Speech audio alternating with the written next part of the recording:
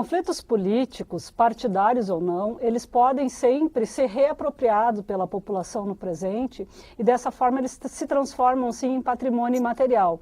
Eles são reapropriados, são repensados e eles também podem se transformar em patrimônio material, em lugares de memória. As sociedades podem criar monumentos, praças, dar nomes a logradouros.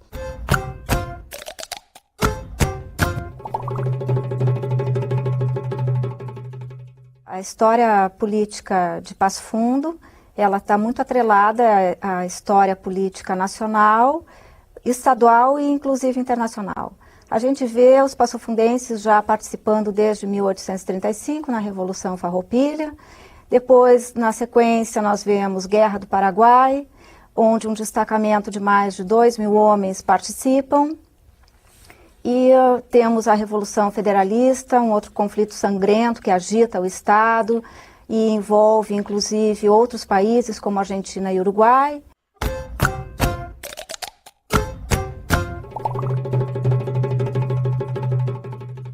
Acredita-se que foi uma das mais sangrentas batalhas da Revolução Federalista.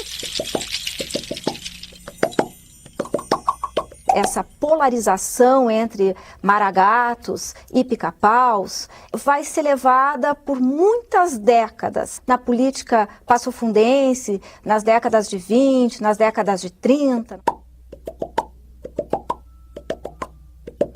Claro, passa a ser um patrimônio da região. E a partir da década de 80 passou a ser reencenada, né, por tradicionalistas e pela população local.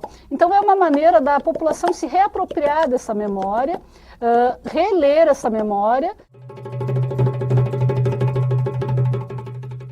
E um momento muito interessante no pós-30 é a chamada Operação Farroupilha, uma operação secreta, teve como um antecedente as chamadas interiorizações do governo Meneghetti.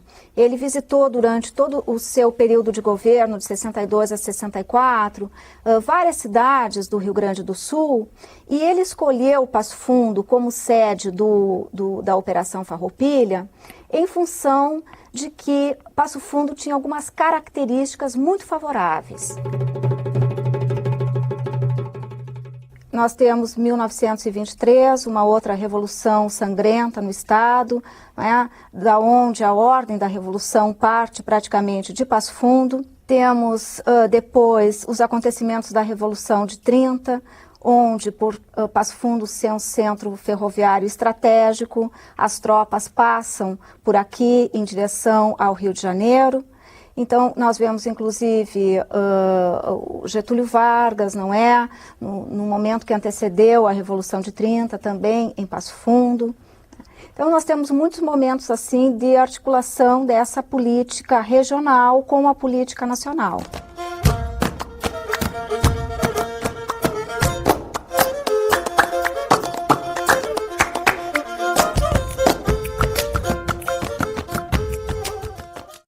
Conforme o vídeo nós acabamos de ver, a nossa discussão hoje aqui trata do conflito e patrimônio histórico. Então nós estamos aqui na sede da Fazenda Tropeiro Camponês, onde aconteceu na Revolução Federalista a Batalha do Pulador.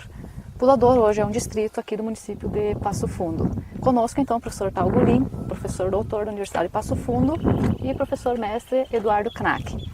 Então nós estamos num local que acabou virando um patrimônio histórico de Passo Fundo e um local de memória também. Como que um conflito pode se transformar em um local de memória?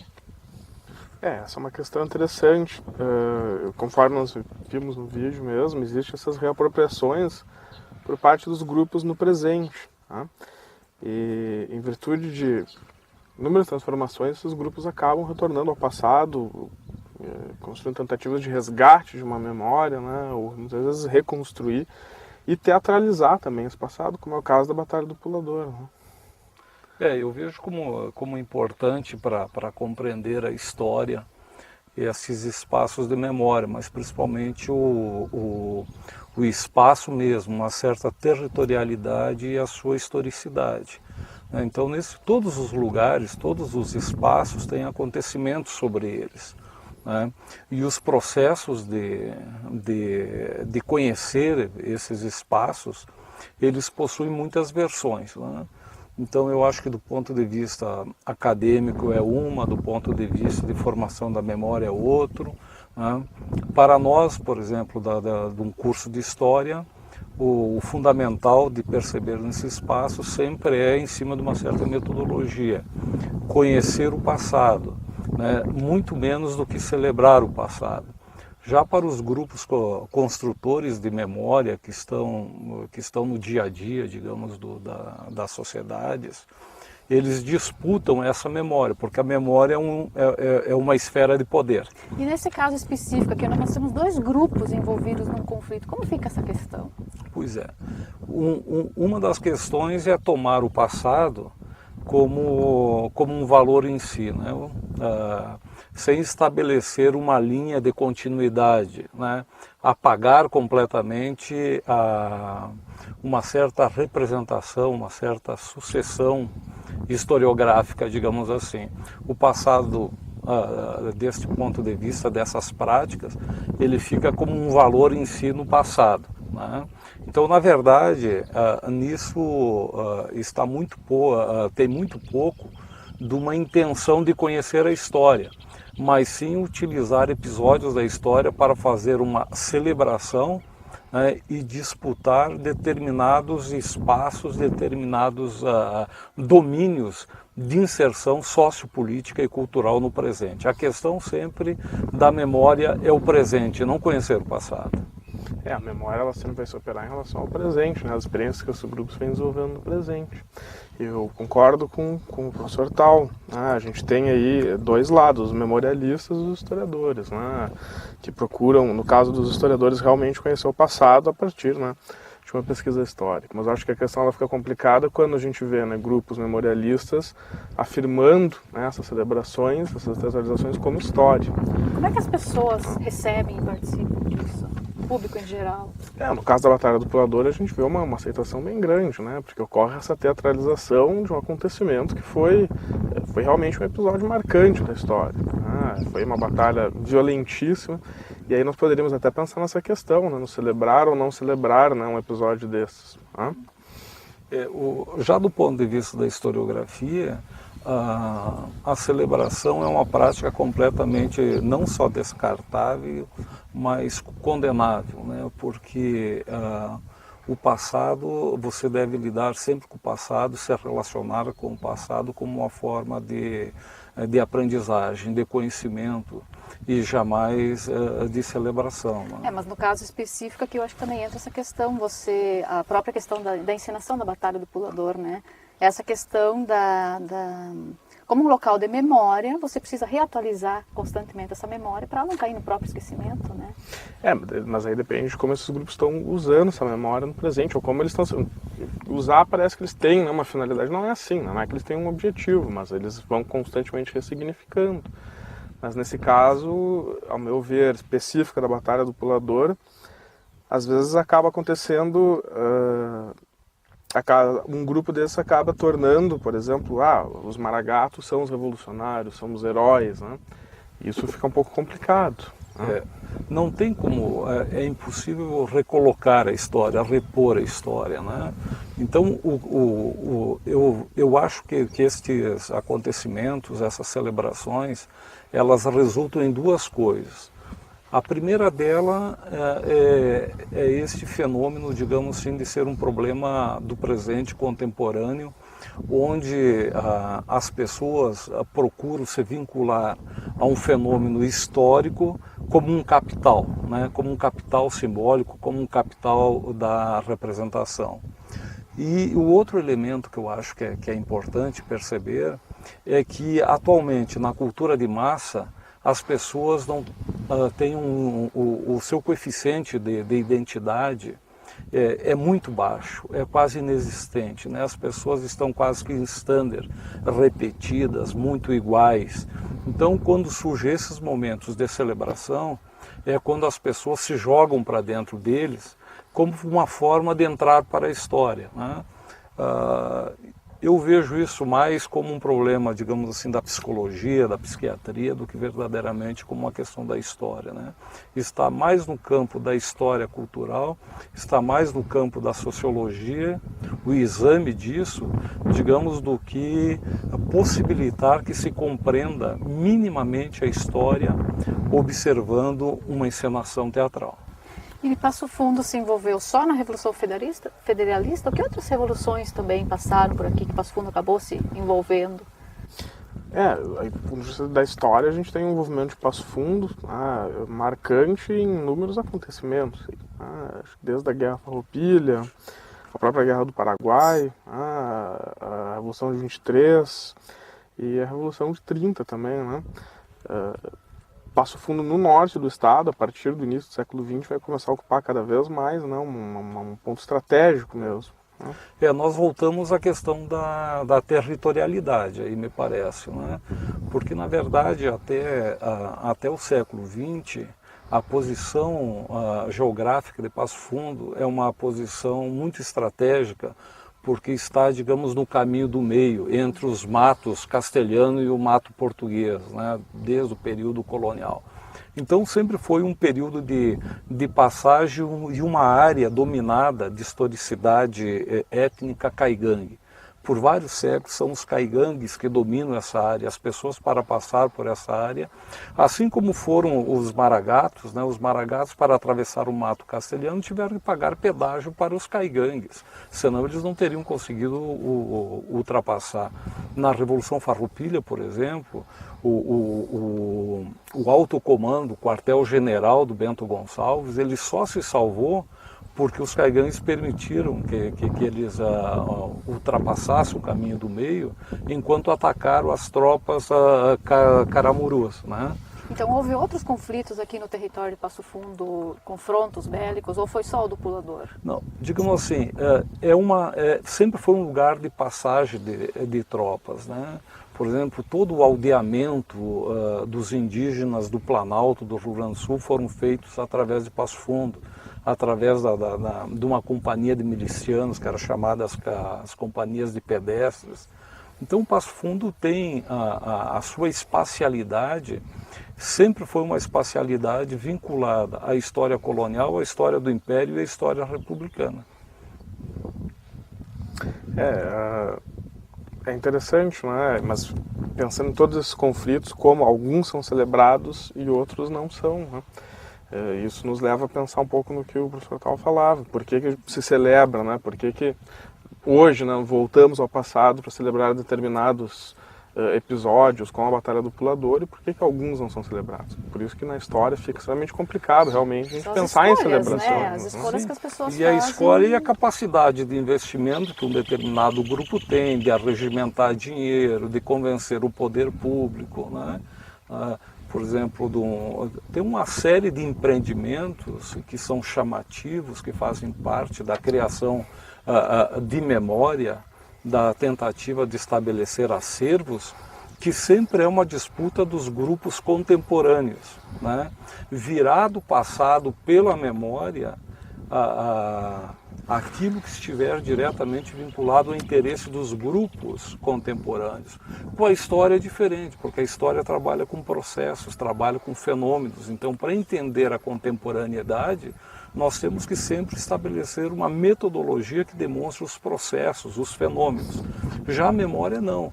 A memória trabalha com pinceladas, com eleições, e isso aí vai depender, né, em todos os lugares isto é praticado. Né? De escolhas, né, seleções. Essa questão da formação dos acervos, porque você veja, geralmente essas celebrações como a Batalha do Pulador acabam elencando, né, algum acontecimento como se fosse o mais importante. Os documentos, os acervos que nós temos, eles chegam até nós por escolhas objetivas, né, do presente. Mas isso leva um perigo, né? Por exemplo, enquanto a história se preocupa em conhecer, a memória, quando envereda para esse campo da celebração, não é celebrar aquilo que aconteceu no passado, é que esses atos acabam celebrando relações de violência, né, quando os seus sentidos não são percebidos, os seus sentidos não são discutidos. Nesse caso específico aqui, chegando nessa questão da violência, quando se celebra essa Batalha do Pulador, toda essa questão, Nós estamos celebrando um conflito, quer dizer, além de você trabalhar essa questão como um patrimônio, a questão da memória, você tem os mortos desse conflito também. Como é que fica essa questão? Pois é, se a gente pensa, né, no Tudo caso... isso perde humanidade. Especialmente se a gente vai pensar... Porque se a gente está pensando essa batalha como um patrimônio, seja material, no caso do Marco, ou imaterial, quer dizer, está oficializando um acontecimento, está dizendo, olha, isso é patrimônio da cidade, do Rio Grande do Sul... Mas, enfim, em que perspectiva, qual é que é a justificativa para isso ser patrimônio? De quem que isso vai ser patrimônio? No caso, nós temos o espaço, né, como um patrimônio material e o acontecimento algo patrimônio material. Eu vejo sempre a celebração como principalmente nesses casos de batalhas, e particularmente em Passo Fundo, eu vejo de uma forma com certo distanciamento, que implicaria no seguinte: normalmente a celebração coloca muito dinheiro fora, usurpa do público, né, das questões públicas. Por exemplo, nós temos uma série de acontecimentos bélicos na região de Passo Fundo, e Passo Fundo não tem o Museu das Armas ou o Museu das Guerras, né? Ali se inseriu um espaço, digamos assim, de conhecimento, de saber, né? O próprio quartel foi desabitado pelas tropas, isso está sendo usado, está sendo sucateado. Ali nós poderemos ter aquilo que tem de uma forma séria e avançada em várias partes do mundo. Aí sim, tipo o Museu das Armas, com a história de todas as revoluções, os armamentos, aí sim você conheceria a história, né? Aí sim nós teríamos uma possibilidade de ter um acervo cotidiano, com as escolas indo, trazendo turismo. Veja o seguinte, nós não temos, por exemplo, no Rio Grande do Sul e no sul do Brasil, um Museu das Armas sérias, né? Então o que falta é o seguinte, é planejamento, é gestão de cultura, é percepção, inclusive, de um turismo inteligente, né? Enquanto que os eventos que acontecem de vez em quando, eles acabam sendo formas de política, também no turismo, muito pobrezinhas, muito insignificantes. No caso, nós tendo acervo também possibilitaria novos estudos, né? Exatamente. Do quartel, o que o Talgolim fala, eu acho marcante mesmo, porque aquele prédio deveria ser considerado um patrimônio brasileiro, né? Nós temos todo o campo de treinamento atrás, e você revitalizar aquilo seria fantástico, né? Enquanto prédio, enquanto patrimônio histórico, mas enquanto um espaço para conhecer a história. Aí sim você usa uma justificativa para aquele patrimônio, bom, enquanto um documento de e os próprios objetos que têm historicidade, uma ponta de lança, um trabuco, uma garrucha, um canhão, seja lá o que for, através das pessoas doando para esse acervo e formando esse acervo, aí sim as pessoas se colocam na historicidade, através de objetos concretos, né, que vieram ou mesmo as próprias etnias. Então eu vejo a celebração, todos os eventos, eles são gastos, geram gastos públicos e mobilização das pessoas que não levam ao conhecimento. E no caso específico aqui da Fazenda Tropeiro Camponês também é um local, além de ser histórico pela Batalha do Pulador, hoje também envolvido na questão do turismo, né? A própria encenação atrai o turismo, né? E a gente tem que entender, de fato, não dá para confundir essas celebrações com história. A história enquanto disciplina acadêmica é outra coisa. Mas as celebrações, né, e o turismo acaba ressignificando esses espaços, e conferindo novos sentidos. E o mais grave é quando fica a única linguagem, por exemplo, né? A única forma de contato com o passado, com a história, a memória, né? Se a gente pegar, por exemplo, assim, o que é gasto publicamente para uma encenação, e você vai, por exemplo, na Biblioteca Municipal de Passo Fundo, você vai ver que o acervo sobre o fenômeno, né, a Guerra Civil de 1893-95, é risível, é insignificante, praticamente não tem. Então, digamos assim, os livros, os acervos bibliográficos, que são lugar do estudo, do conhecimento, então fica o seguinte, o único canal da possibilidade de uma visualização de um fenômeno histórico termina sendo as preocupações turísticas e de celebração. Isso é um desastre completo, né? Isso não só deve ser visto com certo cuidado, mas precisa ser seriamente repensado em Passo Fundo. E além, né, desse desvio aí de um recurso, por exemplo, que poderia revitalizar o quartel, ou até, por exemplo, para a biblioteca, para o Museu Histórico mesmo, a gente tem o problema dessa mediação que fica com a linguagem desses grupos memorialistas, né? No caso da Batalha do Pulador em específico, como eu já havia colocado antes, se aponta às vezes os maragatos como heróis. Bom, né, a gente sempre tem que pensar, não precisa nem ser um historiador para isso, que o herói de um é o vilão de outros, né? E Você como acaba essa questão apontando da né, polaridade se colocou em Passo Fundo pós-revolução até a atualidade? Quer dizer, você tem dois grupos polarizados. No caso da Revolução de 1893, 95, E as é algo outras que polarizou revoluções? o Rio Grande do Sul durante décadas aí, né? Se evitou, inclusive, se historiar essa questão, né? Uma das coisas que a gente observa sempre na história do Rio Grande do Sul e nessas celebrações é que elas funcionam, elas atraem pessoas, porque a maioria dos habitantes locais não possuem uma memória sobre os seus antepassados naquele tempo histórico, né?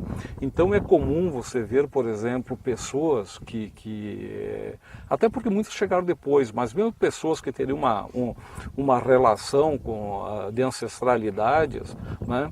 O que você vê costumeiramente é pessoas que hoje se colocam de um lado quando seus antepassados estavam de outro, né? Ou como se as famílias fossem só uma posições de sobrenome. Na verdade, as próprias famílias estavam divididas em campos separados, né?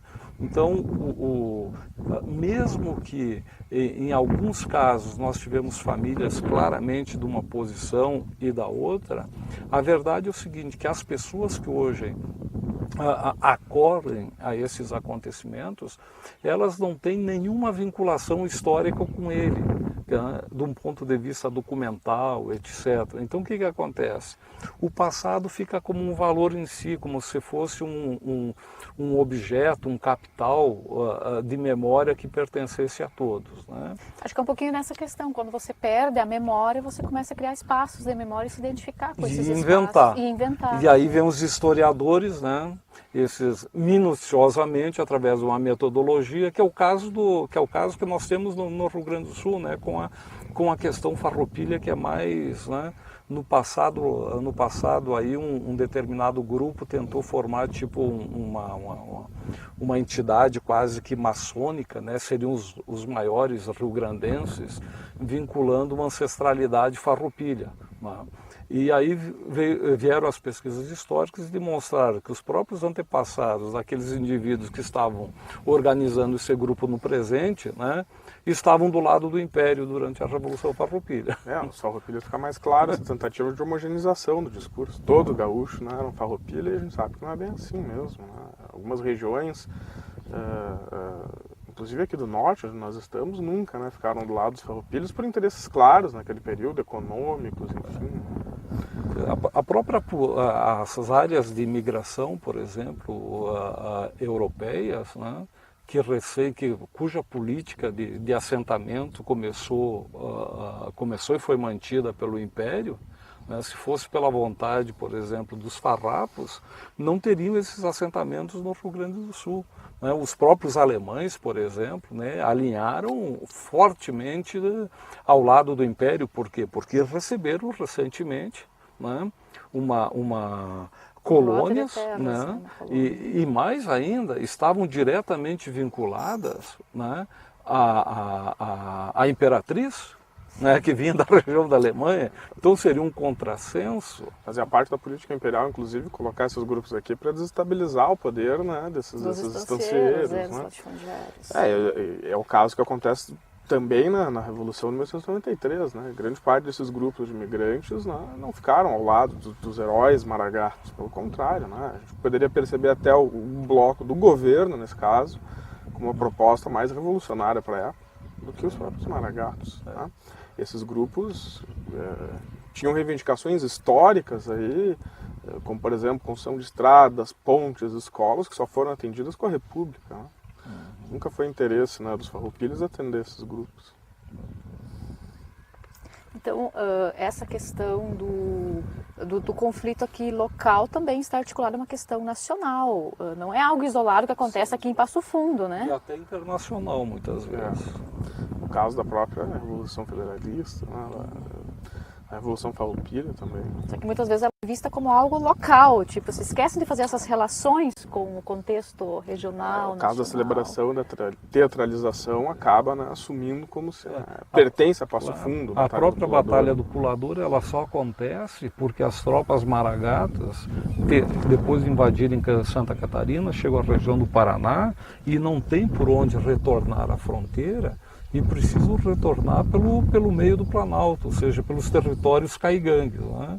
Quando chegam na beira do rio, por exemplo, a Pelotas, precisam negociar com os caciques caigangues a passagem do território. Né? E essa relação é uma relação impressionante. Né? Claro, isso vai determinar, por exemplo, a presença maciça da bombacha, né, dos maragatos, que a maioria eram na região e que, de certa forma, vai interferir no cenário, né, das vestimentas, porque grande parte dessas tropas eram formadas por gente de fronteira e acentuadamente também por uruguaios que usavam a pilcha. Acho que aí começam essas homogeneizações, tanto na vestimenta quanto ninguém participa desse conflito, né? Mas assim, até a década de 1950, 60, você não vê cenas públicas de pessoas pilchadas, né? De pessoas pilchadas na região de Passo Fundo. Né?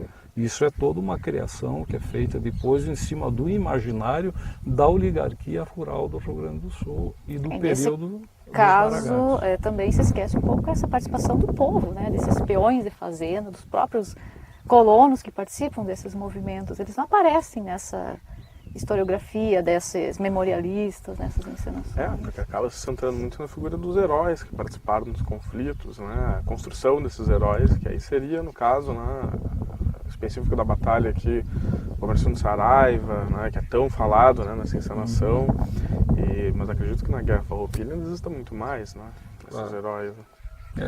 Eu não vejo muito problema. Em vários lugares nós temos essas celebrações que vêm dos grandes autos portugueses, né?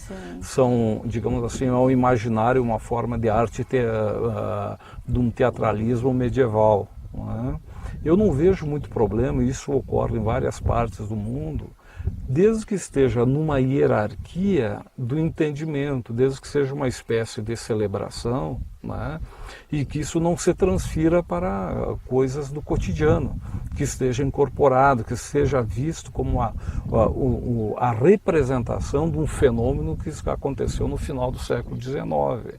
Aí não tem problema nenhum, quer dizer, né?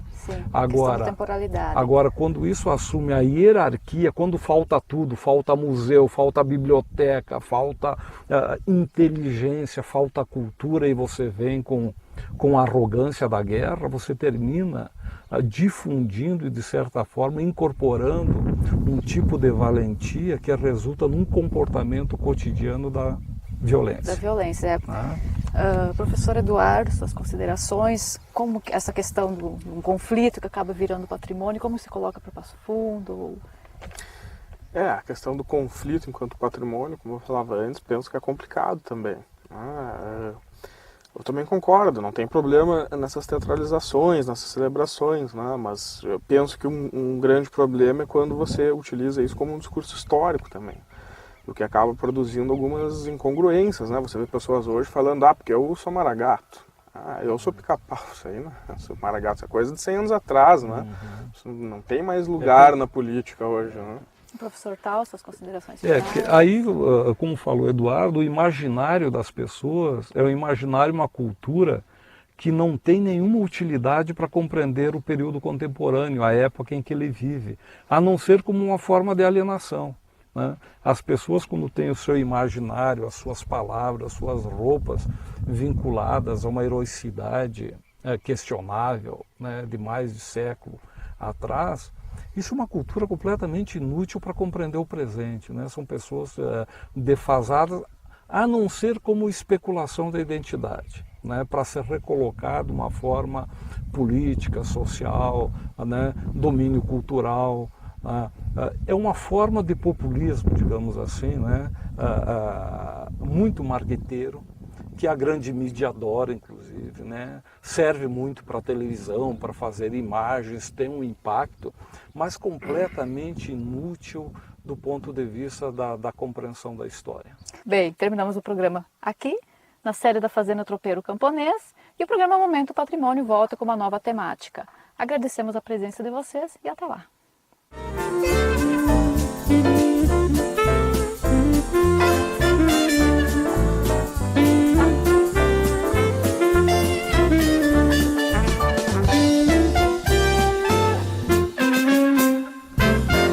Apoio Cultural Patrimônio Imóveis. Os melhores negócios ao alcance de um clique. Acesse patrimônio.com.br.